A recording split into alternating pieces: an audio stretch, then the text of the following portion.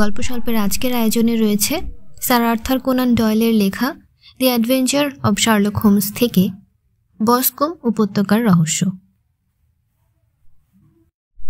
এবারও হোমসের অনুরোধে বস্কম উপত্যকার রহস্য সন্ধানে হোমসের সঙ্গী হয়েছেন ডক্টর ওয়াটসন। গাড়িতে যেতে যেতে হোমস ওয়াটসনকে বললেন, ব্যাপারটা খবরের কাগজ পড়ে যা বুঝেছি বা জেনেছি তার সংক্ষেপে তোমাকে বলে রাখি, তবে নিজে থেকে না দেখে সব ব্যাপারটা মানতে পারছি না, আর সেই জন্যই তো এই অভিযান। তোমাকেও সঙ্গে নিয়েছি, শোনো তাহলে। বস্কম উপত্যকা হলো গ্রামাঞ্চলের এক জেলা, হিয়ারফোর্ডশায়ারের রস এর কিছু দূরে। ও অঞ্চলে সবচেয়ে বড় ভূস্বামী হলেন জন টার্নার নামে এক ভদ্রলোক। অস্ট্রেলিয়ায় থাকতে ভদ্রলোক টাকা করেন। কবছর হলো তিনি আরেকজন অস্ট্রেলিয়া ফেরত ভদ্রলোককে ভাড়া দেন তার হেথারলির গোলাবাড়িটা। তিনি নিজেও কিছু জমিজমা দেখাশোনা করেন ও চাষবাসও দেখাশোনা করেন।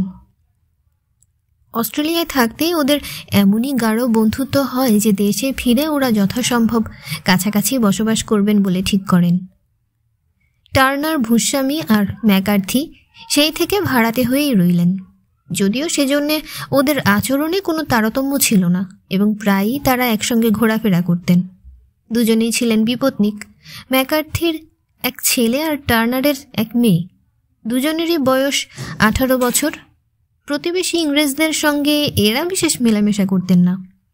ম্যাকার্থির একটি চাকর আর একটি ঝি ছিল, আর টার্নারের দাসদাসীর সংখ্যা ছিল অনেক, অন্তত 6টা। দুটি পরিবার সম্বন্ধে এই পর্যন্তই আমি জানতে পেরেছি। এবার ঘটনাটা শোনো। 3 জুন তারিখে, অর্থাৎ গত সোমবার, ম্যাকার্থি বিকেল 3টে নাগাদ বাড়ি থেকে বেরিয়ে বস্কম হ্রদ পর্যন্ত হেঁটে যান। বস্কম হ্রদ হলো একটা ছোট হ্রদ। বস্কম উপত্যকার ওপর দিয়ে যে নদী বয়ে যায় তার জলেই এই হ্রদের সৃষ্টি। সকালবেলা তিনি চাকরকে নিয়ে রসে যান। তাকে বলেন যে তাকে তাড়াতাড়ি ফিরতে হবে, কারণ 3টের সময় তার একজনের সঙ্গে দেখা করবার জরুরি ছিল। এই যে তিনি দেখা করতে গিয়েছিলেন আর ফেরেননি। হেথারলির গোলাবাড়ি থেকে বস্কম হ্রদের দূরত্ব 60 মাইলের পথ। সেখানে যাবার পথে 2জন লোক তাকে দেখেছিল। একজন হলো এক বৃদ্ধা, তার নাম জানাতে অনিচ্ছুক। অপরজন হলো উইলিয়াম ক্রাউডার, মিস্টার টার্নারের মালি। দুজনেই সাক্ষী দেওয়ার সময় বলেছে মিস্টার ম্যাকার্থির সঙ্গে কেউ ছিল না। ক্রাউডার আরও বলে যে ম্যাকার্থিকে দেখবার কয়েক মিনিটের মধ্যেই তার পুত্র জেমস ম্যাকার্থিকেও সেদিকে যেতে দেখে। তার বগলে একটা বন্দুক ছিল। মালির যতদূর মনে হয় পিতা তখন তার পুত্রের দৃষ্টিগোচর ছিলেন। পুত্র তার পিছু পিছু চলছিল। এ নিয়ে আর কোনো চিন্তা তার মনে আসেনি যতক্ষণ না সে সন্ধেবেলায় দুর্ঘটনার কথাটা না শুনে। বস্কম উপত্যকার দেখাশোনার ভার যে মালির উপর ছিল, তার মেয়ে পেশেন্স মোরান তখন বনের মধ্যে ফুল তুলছিল। সে বলে, বনের ধারে হ্রদের কাছে সে পিতা ও পুত্রকে দেখতে পায়। তার মনে হয় যে তাদের মধ্যে প্রচণ্ড ঝগড়া হচ্ছে। সে শুনতে পেল মিস্টার ম্যাকার্থি তার পুত্রকে অত্যন্ত কড়া ভাষায় ধমকাচ্ছেন। দেখল পুত্র হাত তুলল, তাকে মারবে বলেই যেন। ভয় পেয়ে মেয়েটি ছুটতে ছুটতে বাড়ি ফিরে গিয়ে মাকে বলে যে বোধহয় ওদের মধ্যে একটা মারামারি হতে চলেছে।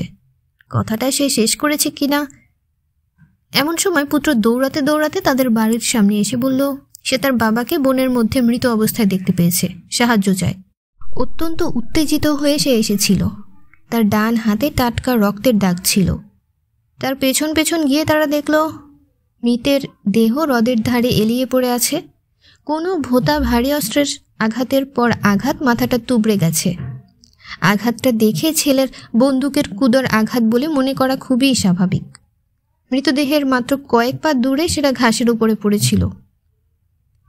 এই অবস্থার সঙ্গে সঙ্গে ছেলেটিকে গ্রেফতার করা হয় এবং মঙ্গলবার তদন্তে তার বিরুদ্ধে স্বেচ্ছাকৃত হত্যাকাণ্ড এই সিদ্ধান্ত গৃহীত হতে বুধবার তাকে রসে ম্যাজিস্ট্রেটের কাছে উপস্থিত করা হয় এবং ম্যাজিস্ট্রেটরা মামলাটা আগামী তারিখের জন্য মুলতবি রাখেন। পুলিশ কোর্টে তার করোনারের কাছে ব্যাপারটা যা দাঁড়ায় তা হলো এই। ওয়াটসন বললেন, কিন্তু ব্যাপার যা শুনলাম তাতে এতই পরিষ্কার যে এ মামলায় তোমার কোনো বাহাদুরি থাকবে না। হোমস বললেন, কিন্তু পরিষ্কার ঘটনার মধ্যে ভুলের সম্ভাবনা যত, এমন আর কিছুতে নয়।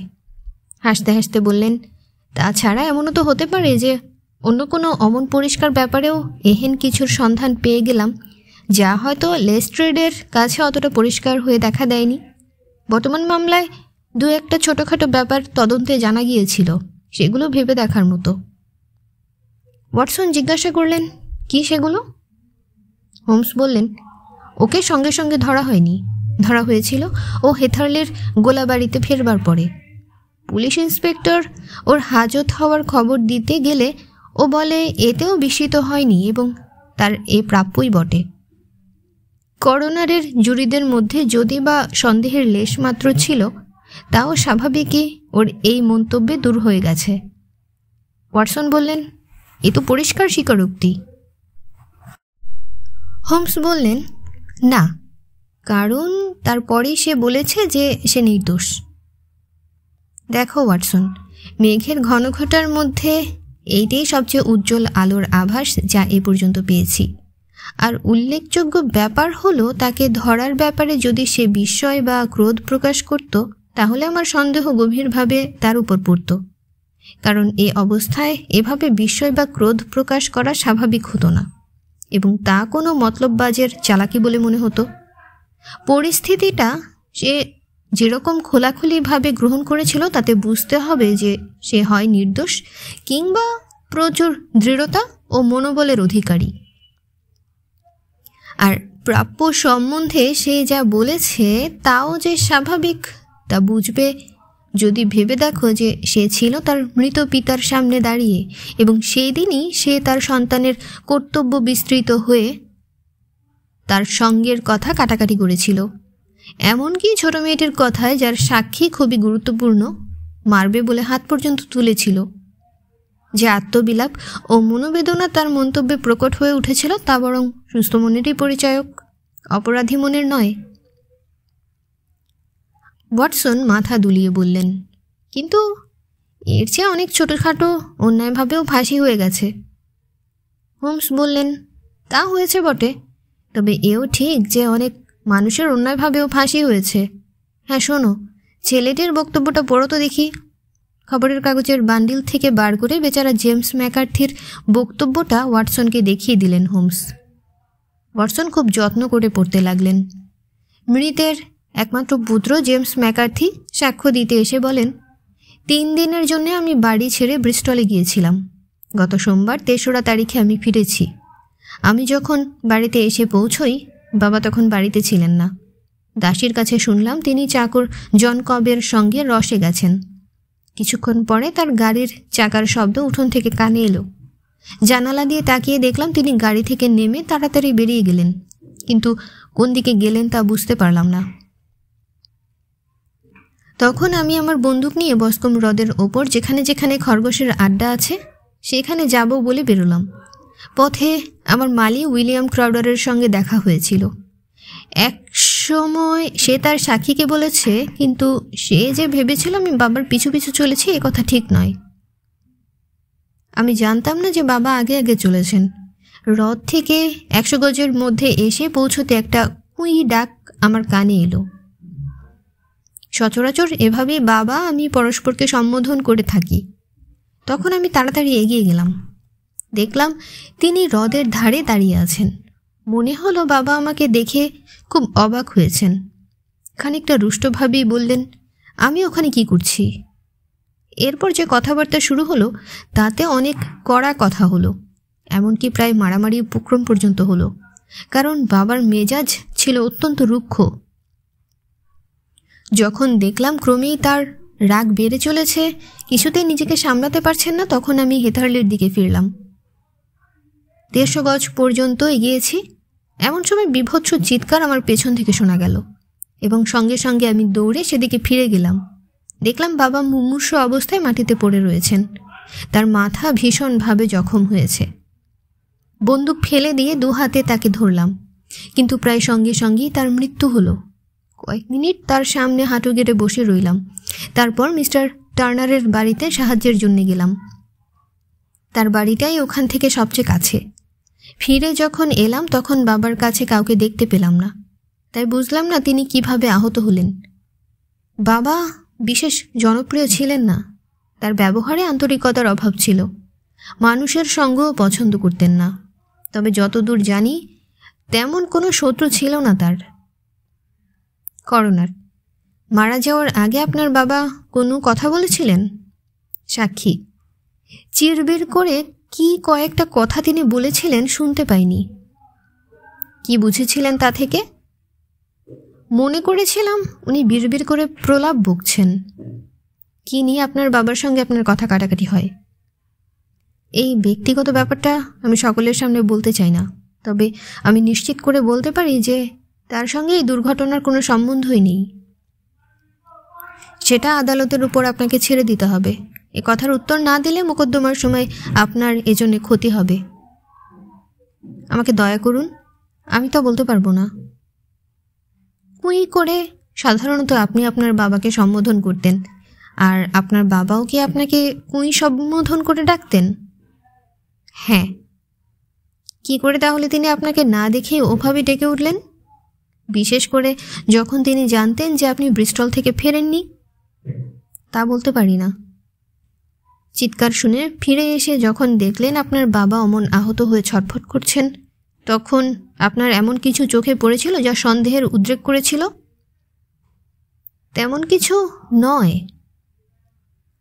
আমি তখন এতই বিচলিত এবং উত্তেজিত হয়ে দৌড়েছিলাম যে বাবার কথা ছাড়া আর কোনো কথাই আমার মাথায় আসেনি। তবু অস্পষ্টভাবে মনে হলো যখন আমি বাবার কাছে ছুটে যাচ্ছি, কি যেন একটা আমার বাঁ দিকে পড়ে রয়েছে, ধূসর রঙের কি যেন একটা ক্লোকি মনে হলো। বাবার কাছ থেকে উঠে যখন চারদিকে তাকালাম তখন আর সেটার দেখা পেলাম না। তার মানে আপনি বলতে চান যে আপনি সাহায্যের জন্য যাবার আগেই আর সেটা দেখতে পাননি? হ্যাঁ, আর সেটা দেখতে পেলাম না। সেটাকে মনে হলো কি যেন কাপড়ের মতো একটা। ওটা সম্ভবত মৃতদেহ থেকে গজ 12 দূরে ছিল। লেখাটা শেষ পর্যন্ত পড়ে ওয়াটসন বললেন, করোনার দেখছি শেষের মন্তব্যের সময় বেচারার ওপর একটু কঠোর হয়ে উঠেছিলেন। তার বাবা তাকে দেখার আগেই তাকে সম্বোধন করেছেন।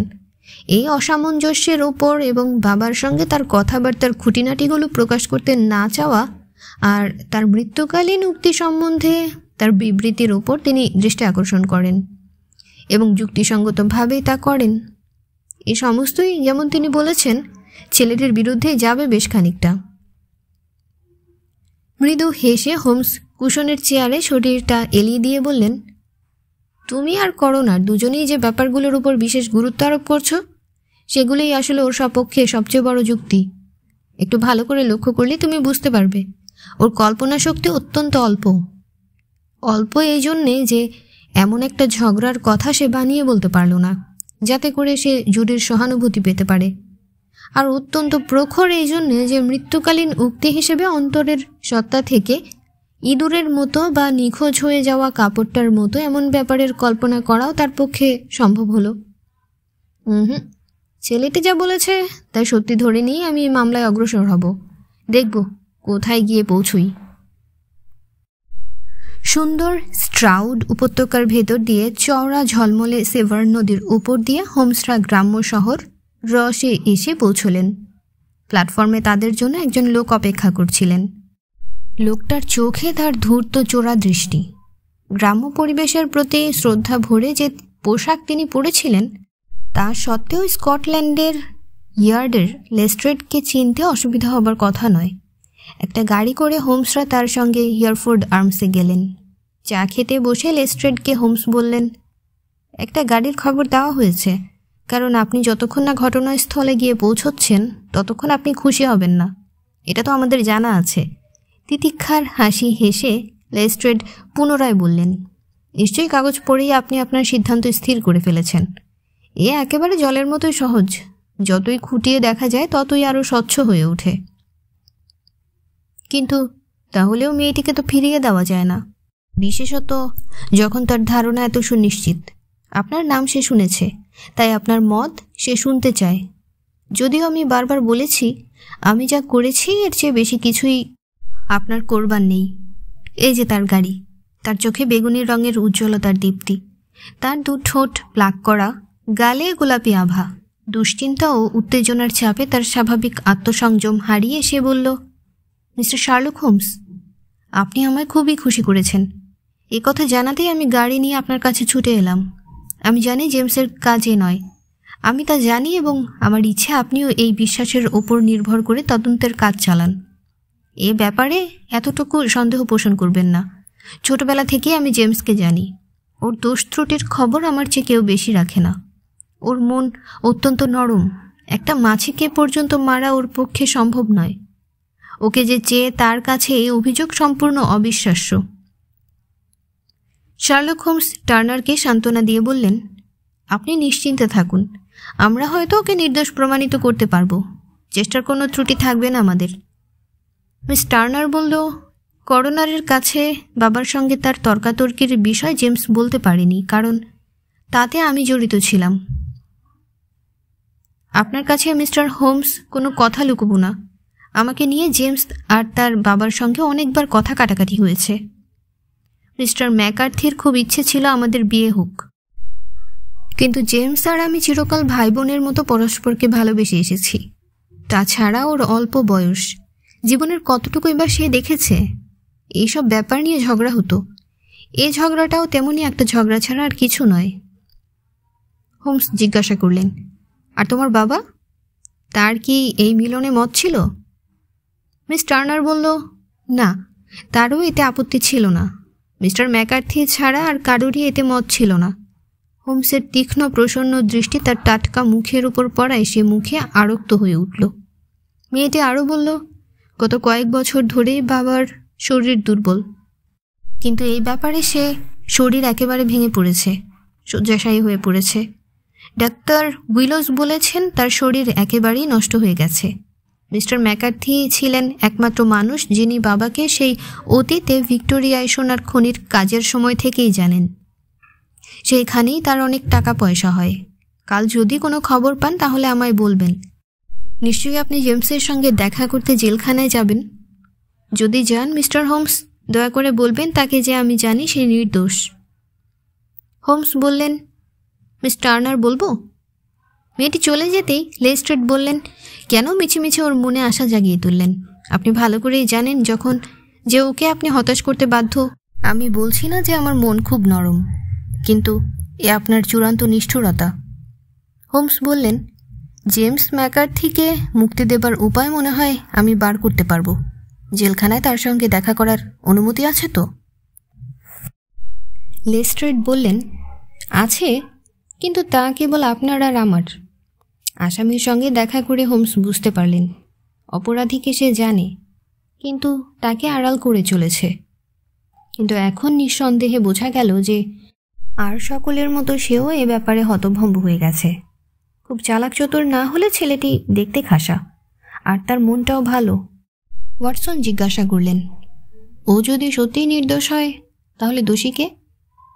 হোমস স্বগতোক্তি করে বললেন, সত্যি তো, কে? দুটো ব্যাপারের ওপর বিশেষ করে আমি তোমাদের দৃষ্টি আকর্ষণ করছি। এক, নিহত ব্যক্তির হ্রদের ধারে কারো সঙ্গে দেখা করার কথা ছিল, এবং সে ব্যক্তি তার পুত্র নয়, কারণ পুত্র তখন শহরে ছিল না, এবং কখন সে ফিরবে তাও তিনি জানতেন না। আর দুই, নিহত ব্যক্তিকে কুই ডাকতে শোনা গিয়েছিল, এবং তা তিনি ডেকেছিলেন ছেলে যে ফিরে এসেছে সে কথা না জেনে। এসবই হচ্ছে সবচেয়ে গুরুত্বপূর্ণ ব্যাপার যার ওপর এই মামলা নির্ভর করছে। সেদিনের মতো আলোচনা মুলতবি রইল। পরদিন সকাল 9টার সময় লেস্ট্রেড গাড়ি নিয়ে হাজির হলো। হেথারলি ফার্ম আর বসকম হ্রদ লক্ষ্য করে সবাই চললেন। যথাসময়ে মৃত ম্যাকার্থির দরজায় সাড়া দিয়ে দাসী হোমসের অনুরোধে তার মনিবের মৃত্যুকালে যে বুট জোড়া পরেছিলেন সেটা দেখালো, আর তার ছেলেরও একজোড়া বুট দেখালো। যদিও এইটাই যে সে সেদিন পড়েছিল তা নয়। হোমস 7-8 রকমভাবে বিভিন্ন দিক দিয়ে খুব যত্ন করে বুটগুলোর মাপ নিলেন। তারপর উঠোনটায় গিয়ে আবার ফিরে এসে আঁকাবাঁকা পথে পরীক্ষা করতে করতে হোমস বসকম হ্রদের দিকে এগোলেন। সকলেই তার অনুসরণ করল। এরকম কোনো অনুসন্ধানের সময় শার্লক হোমসের মধ্যে একটা বিরাট পরিবর্তন এসে থাকে। বেকার স্ট্রিটের শান্ত চিন্তাশীল ব্যক্তির ও তার যুক্তি প্রয়োগের সঙ্গেই যাদের পরিচয়, এ চেহারায় হয়তো তারা চিনতেই পারবেন না তাকে। তার মুখ কখনো উজ্জ্বল হয়ে উঠেছে, ভ্রুযুগল কালো রেখার মতো ফুটে উঠেছে, তার নিচে দু চোখে ইস্পাত শীতল দৃষ্টি, মাথা সামনের দিকে ঝোঁকানো, দু কাঁধ ঝুলে পড়েছে, দু ঠোঁট চাপা, পেশল কাঁধে শিরাগুলি চাবুকের ফিতের মতো ঠেলে ওঠা, শিকারের পেছনে এক জান্ত প্রবৃত্তিতে তার নাসারন্ধ্র স্ফীত, মন এমন তন্ময় যে আমাদের কোনো প্রশ্ন বা মন্তব্য হয় তার কর্ণগোচরই হলো না, কিংবা হয়তো উত্তরে বিরক্তি ব্যঞ্জক একটা ধমক, মাঠের মধ্যে দিয়ে চলে গেলেন একেবারে বস্কম হ্রদের জঙ্গল পর্যন্ত। স্যাঁতস্যাঁতে জলাভূমি, সমস্ত অঞ্চলটাই তাই, জলের ওপরে দুদিকের ছোট ছোট ঘাসের উপর অসংখ্য পায়ের দাগ। হোমস কখনো তাড়াতাড়ি চললেন, কখনো বা নিশ্চল থেমে দাঁড়ালেন, আবার একটা মাঠটায় ঘুরে এলেন একটু। লেস্ট্রেড আর ওয়াটসন চলেছিলেন প্রচুর কৌতূহল নিয়ে। বস্কম হ্রদ হলো 50 গজ চওড়া একটি ছোটোখাটো জলাশয়, তাকে ঘিরে আগাছার ভিড়, হ্রদের ধারে আগাছা আর এই গাছের সারির মাঝখানে 20 পায়ের মতো ভিজে ঘাস জমি রয়েছে। মৃতদেহ যেখানে পাওয়া যায় ঠিক সেই জায়গাটা লেস্ট্রেড দেখিয়ে দিলেন হোমসকে। এখানকার জমি এতই স্যাঁতস্যাঁতে যে মানুষটি আঘাত পেয়ে পড়ে যেতে যে দাগের সৃষ্টি হয়েছিল তাই স্পষ্ট দেখা যাচ্ছে। হোমসের মুখের উৎসাহের সৃষ্টি হয়েছিল তাই স্পষ্ট দেখা যাচ্ছে। হোমসের মুখের উৎসাহের চিহ্ন আর তীক্ষ্ণ চোখ দেখে বুঝতে পারছি যে এই মাড়ানো ঘাসের মধ্যে শুধু এটুকু ছাড়া আরও অনেক কিছুই তিনি দেখতে পাচ্ছেন। কুকুর যেমন গন্ধের আভাস পেয়ে দৌড়ায়, তেমনি তিনি দৌড়াদৌড়ি শুরু করলেন। তারপর বিশেষ একজোড়া পায়ের 3টে আলাদা আলাদা ছাপ থেকে হোমস একটা লেন্স বার করে বর্ষাতির উপর শুয়ে পড়লেন, যাতে তিনি ভালো করে দেখতে পারেন, আর নিজের মনে কথা বলেই চললেন। এই হলো ছেলেটির পায়ের দাগ। 2 বার হেঁটেছে আর 1 বার দৌড়েছে। দৌড়বার সময় জুতোটা চেটোর দিকটার দাগ পড়েছে বেশি, আর গোড়ালির দাগ প্রায় অদৃশ্য। এতে করে জেমসের কথার সত্যতা প্রমাণিত হয়। দৌড়েছিল যখন ওর বাবা পড়ে গিয়েছিলেন। এই হলো ম্যাকার্থির পায়চারি করার চিহ্ন। এটা তাহলে কি? এ হলো বন্দুকের কুদোর দা। ছেলে যখন বাবার সঙ্গে কথা বলছিল। আর এটা এটা কি দেখছি? আরে আরে, এ যে আঙুলে ভর করে হাঁটার চিহ্ন, চৌকো দাগ। এমন বুট সচরাচর দেখা যায় না। এলো, চলে গেল, আবার এলো, শেষবার ফেলে যাওয়া ক্লোকটা নিয়ে যাবার জন্যে। আচ্ছা, কোথা থেকে এসেছে? দৌড়তে শুরু করলেন হোমস, কখনো দাগের সন্ধান হারিয়ে, কখনো আবার খুঁজে পেয়ে। শেষ পর্যন্ত হোমস জঙ্গলের প্রান্তে সবচেয়ে বড় বীচ গাছটার ছায়ায় এসে দাঁড়ালেন। তারপর সেখান থেকে পাতা আর শুকনো ডাল সরিয়ে ধুলোর মতো কি খানিকটা তুলে নিয়ে একটা খামে পুরলেন। তারপর লেন্স নিয়ে শুধু জমিটা নয়, গাছটা পর্যন্ত যতদূর নাগাল পেলেন পরীক্ষা করে দেখলেন। শ্যাওলার মধ্যে একটা বাঁকাচোরা পাথর পড়েছিল, সেটাও খুব যত্ন করে পরীক্ষা করলেন। তারপর একটা পথ ধরে জঙ্গল থেকে চলে গেলেন বড় রাস্তা পর্যন্ত। এখানে এসে তার কোনো চিহ্নই তার চোখে পড়ল না। এ মামলায় কৌতূহলের খোরাক প্রচুর। স্বাভাবিক অবস্থায় ফিরে এসে হোমস মন্তব্য করলেন, ডান দিকের এই ধূসর রঙের বাড়িটাই নিশ্চয়ই মিস্টার টার্নারের। তোমরা গাড়ির দিকে এগো, যাই একটু আমি মিস্টার টার্নারের সঙ্গে কথা বলে আসি। তার দেখা না পেলে একটা চিঠি লিখে আসব। মিনিট 10 মধ্যেই হোমস ফিরে এলে দেখা গেল তার হাতে সেই কুড়িয়ে পাওয়া পাথরটা। ওটা দেখিয়ে হোমস বললেন, শুনলে বিস্মিত হবে যে এই পাথরটা দিয়েই পেছন থেকে মেরে মিস্টার ম্যাকার্থিকে খুন করা হয়েছিল। ওয়াটসন জিজ্ঞাসা করলেন, তাহলে খুনিটা কে? হোমস বর্ণনা করলেন, একজন লম্বা মানুষ। লোকটা ডান পায়ে খুঁড়িয়ে হাঁটে, মোটা সোলের শিকারের জুতো পায়ে, ধূসর রঙের ক্লোক পরনে, ভারতীয় চুরুট খায় পাইপে লাগিয়ে, পকেটে ভোঁতা পেন্সিল কাটা ছুরি। তার আরও অনেক নিদর্শনই রয়েছে, তবে আমাদের খুঁজে পাওয়ার পক্ষে এই যথেষ্ট। সেদিন লেস্ট্রেডকে যাওয়ার আগে তার ডেরায় নামিয়ে দিয়ে হোমস ওয়াটসনকে নিয়ে হোটেলে ফিরলেন। লাঞ্চ টেবিলে হোমস নীরব রইলেন, চিন্তায় মগ্ন হয়ে। একটা বেদনার ভাব ফুটে উঠল। কিংকর্তব্য বিমূঢ় হয়ে মানুষের মুখে যেমন ভাব ফুটে ওঠে। খাওয়া দাওয়ার পর হোমস বললেন, শোনো ওয়াটসন, মন দিয়ে শোনো। এই চেয়ারটায় বসে আমার বিশ্লেষণ আর অনুসন্ধান, এই কাহিনী বিচার করবার সময় ছেলেটির জবানবন্দির দুটি কথা একসঙ্গে আমাদের দুজনেরই দৃষ্টি আকর্ষণ করে। যদিও আমার মনে হয়েছিল সেগুলো তার সপক্ষে, আর তোমার মনে হয়েছিল তার বিপক্ষে। একটা হলো ছেলের দেখা পাবার আগেই মিস্টার ম্যাকার্থির কুই ডাকা, আর দ্বিতীয়টা হলো ইঁদুর সম্বন্ধে তার অদ্ভুত মন্তব্য।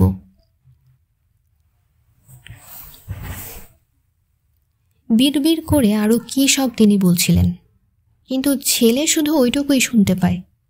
এই দুটো ব্যাপার নিয়ে আমার গবেষণা শুরু হয়েছিল। ওয়াটসন বললেন, তাহলে কুইটা? এটা বেশ বোঝা যাচ্ছে যে সেটা তিনি ছেলেকে উদ্দেশ্য করে বলেননি, কারণ তিনি যখন জানতেন ছেলে তার ব্রিস্টলে থাকে, সে যে এ ডাক শুনতে পেয়েছিল তার নিতান্তই ভাগ্যক্রমে।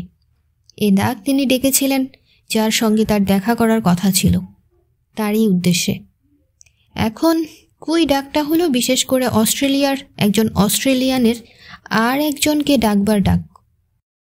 সুতরাং এ খুবই সম্ভব যে মিস্টার ম্যাকার্থি যার সঙ্গে দেখা করতে গিয়েছিলেন তার সঙ্গে তার অস্ট্রেলিয়ায় থাকতে আলাপ হয়েছিল। ওয়াটসন বললেন, আর ইঁদুরের ব্যাপারটা?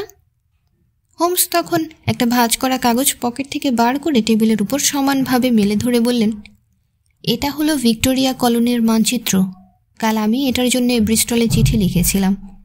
এই বলে হোমস মানচিত্রের একটা অংশের উপর হাত রেখে চাপা দিয়ে বললেন, পড়ো তো কী লেখা আছে।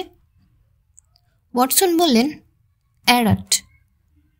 এবার হাতটা একটু আলগা করে হোমস বললেন, এবার? ওয়াটসন উত্তর দিলেন, বল অ্যারাট। ঠিক তাই। হোমস বললেন, এই কথাটাই মুমূর্ষু বলেছিলেন।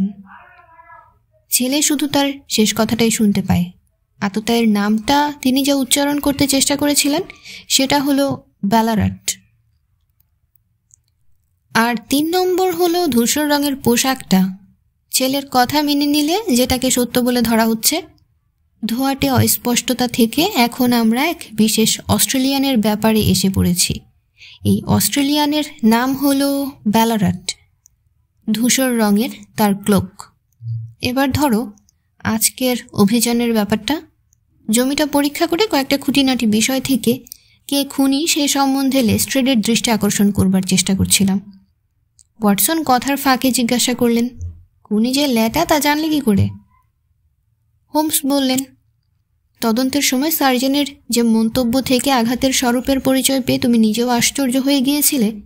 আঘাতটা এসেছিল ঠিক পেছন থেকে, অথচ লেগেছিল বাঁ দিকটায়। সুতরাং সে ল্যাটা না হলে কি করে তা সম্ভব? পিতা পুত্রের কথাবার্তার সময় সে লুকিয়েছিল ওই গাছটার পেছনে।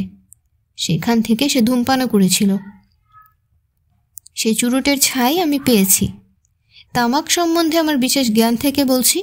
140 রকমের বিভিন্ন পাইপ, চুরুট আর সিগারেটের ছাই নিয়ে একটা ছোটোখাটো প্রবন্ধও লিখেছিলাম এক সময়। ছাইটা আবিষ্কার করার পর চারিদিকে তাকাতে তাকাতে আগাছার মধ্যে চুরুটের ফেলে দেওয়া অংশটা পেলাম। ভারতীয় চুরুট সেটা। ওয়াটসন জিজ্ঞাসা করলেন, আর চুরুটের পাইপটা? হোমস কি একটা বলতে যেতেই হোটেলের ভৃত্য এক ভদ্রলোককে নিয়ে ঘরে ঢুকল। অদ্ভুত বৈশিষ্ট্যপূর্ণ তার আকৃতি। তার মন্থর পায়ের খুঁড়িয়ে চলা আর ঝুলে পড়া কাঁধে বার্ধক্যের ছাপ স্পষ্ট।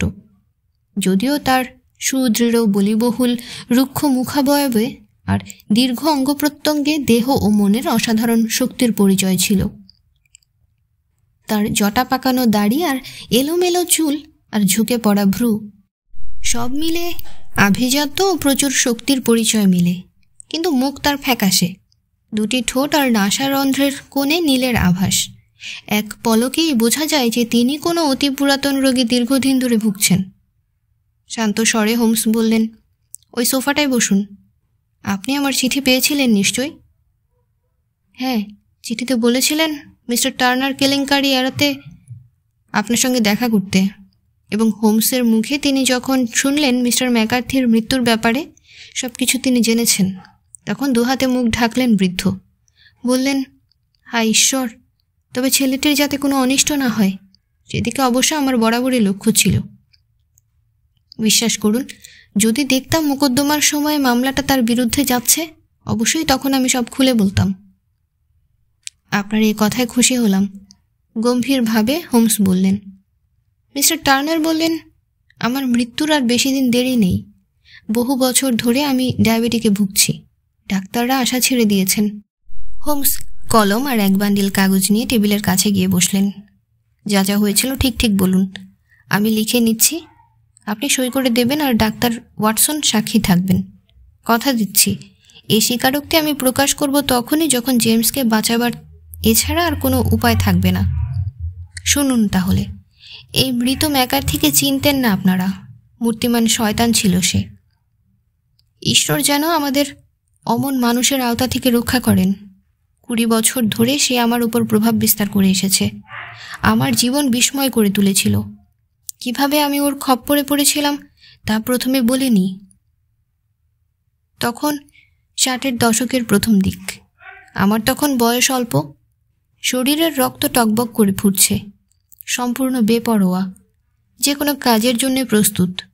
অসৎ সঙ্গে মিশতে শুরু করলাম, মদ ধরলাম, ঝোপে জঙ্গলে গিয়ে গুন্ডামি শুরু করলাম। আমরা ছিলাম 6 জন, কখনো স্টেশন লুট, কখনো বা রাস্তায় গাড়ি থামিয়ে লুটতরাজ করছি। ব্যালারাটের শয়তান জ্যাক, এই নামেই সবাই আমায় ডাকত। আমাদের দল কলোনিতে আজও ব্যালারাটের দল হিসেবে কুখ্যাত। একটা সোনা ভরা গাড়ি একদিন প্রহরী ও পাহারায় ব্যালারাট থেকে মেলবর্নের পথে চলেছে। তার জন্যে আমরা আড়ালে লুকিয়েছিলাম। তারপর সুযোগ বুঝে ঝাঁপিয়ে পড়লাম।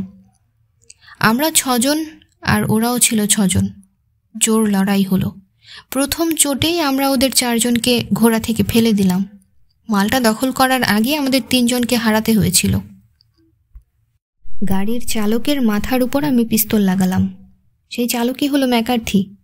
কি ভালোই না হতো যদি ওকে গুলি করে মারতাম, কিন্তু তা না করে আমি ছেড়ে দিলাম তাকে। যদিও দেখলাম ক্রূর দৃষ্টিতে সে আমার দিকে এমনভাবে তাকাচ্ছে যাতে আমার চেহারার প্রত্যেকটি খুঁটিনাটি পর্যন্ত সঠিক মনে রাখতে পারে। সোনাটা পাওয়ায় আমাদের অনেকটা টাকা হলো। সন্দেহ এড়িয়ে চলে এলাম ইংল্যান্ডে। ঠিক করলাম এবার নিরিবিলিতে ভদ্রভাবে জীবনটা কাটাবো। এই বিপুল সম্পত্তি খরচ করব। বিয়ে করলাম। ছোট্ট মেয়ে অ্যালিসকে আমার হাতে দিয়ে আমার স্ত্রী অল্প বয়সে মারা গেলেন। যখন সে নিতান্ত শিশু, তখন থেকে ছোট ছোট হাত দিয়ে যেভাবে সে আমাকে সৎপথে পরিচালিত করেছে, আর কিছুতেই তা করতে পারিনি। এক কথায় আমি তখন অতীতের পাপকর্মের প্রায়শ্চিত্ত করছিলাম। সমস্তই সব ঠিকঠাক চলছিল। এমন সময় এলো ম্যাকার্থি। তাকে থাকবার জায়গা আর চাষের জমি না দিলে পুলিশকে সব বলে দেবে বলে আমাকে নানাভাবে ভয় দেখিয়ে চলে। আমার সবচেয়ে সেরা জমির মালিক হয়ে গেল। 1 পয়সাও ভাড়া দেয় না। আর অ্যালিস বড় হলে তার অত্যাচার আরও বেড়ে গেল, কারণ সে দেখল যে পুলিশের ভয়ের চেয়েও আমার বেশি ভয় পাছে অ্যালিস আমার অতীত জেনে ফেলে। যা সে চায় তাই দিতে হয় তাকে, জায়গা জমি টাকা পয়সা বাড়ি ঘর সব। শেষ পর্যন্ত সে অ্যালিসের বিয়ে দিতে হবে। মতলববাজ ঠিকই মতলব করেছিল, কারণ তাহলেই আমার সমস্ত সম্পত্তির উত্তরাধিকার তার ছেলে পাবে। কিন্তু এবার আমি ওর কথায় নরম হলাম না। ওর কলুষিত রক্তে আমার কোনো বিরূপ মনোভাব ছিল তা নয়, কিন্তু ওরই তো রক্ত তার দেহে, তাই আমি কিছুতেই রাজি হলাম না। ম্যাকার্থি ভয় দেখালো, আমি ওকে অগ্রাহ্য করলাম। ঠিক হলো এই ব্যাপার নিয়ে আলোচনা করবার জন্য একদিন আমরা এক জায়গায় বসে আলোচনা করব। সেদিন যখন সেখানে গেলাম, দেখি সে তার ছেলের সঙ্গে কথা বলছে। তাই একটা চুরুট ধরিয়ে আমি একটা গাছের আড়ালে দাঁড়িয়ে অপেক্ষা করতে লাগলাম, যতক্ষণ পর্যন্ত আমার মেয়েকে বিয়ে করবার জন্যে সে তার ছেলেকে উস্কানি দিতে লাগলো।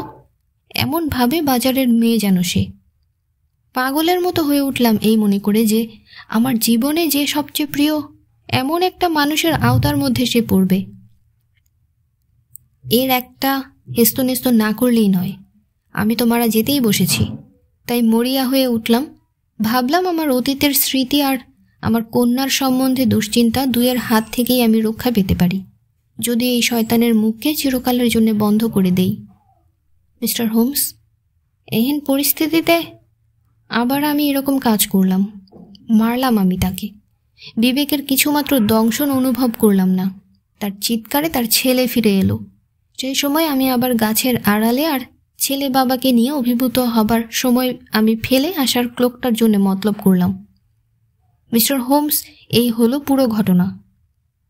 হোমসের লেখা বিবরণীতে বৃদ্ধ স্বাক্ষর করে দেওয়ার পর হোমস বললেন, আপনার শরীরের যা অবস্থা তাতে কিছুই করব না। আপনার এই স্বীকারোক্তি আমার কাছে রইল। যদি জেমস ম্যাকার্থির দণ্ড হয় তখন আমাকে বাধ্য হয়েই এটা প্রকাশ করতে হবে, আর সে প্রয়োজন না হলে এটা কেউ জানতে পারবে না। মিস্টার টার্নার টলতে টলতে চলে গেলেন। এই ঘটনার পর তিনি আর 7 মাস মাত্র বেঁচে ছিলেন। আর হোমস অনেকগুলো আপত্তিসূচক প্রমাণ উকিলের হাতে দিয়ে তার জোরে তিনি জেমস ম্যাকার্থিকে মুক্ত করলেন।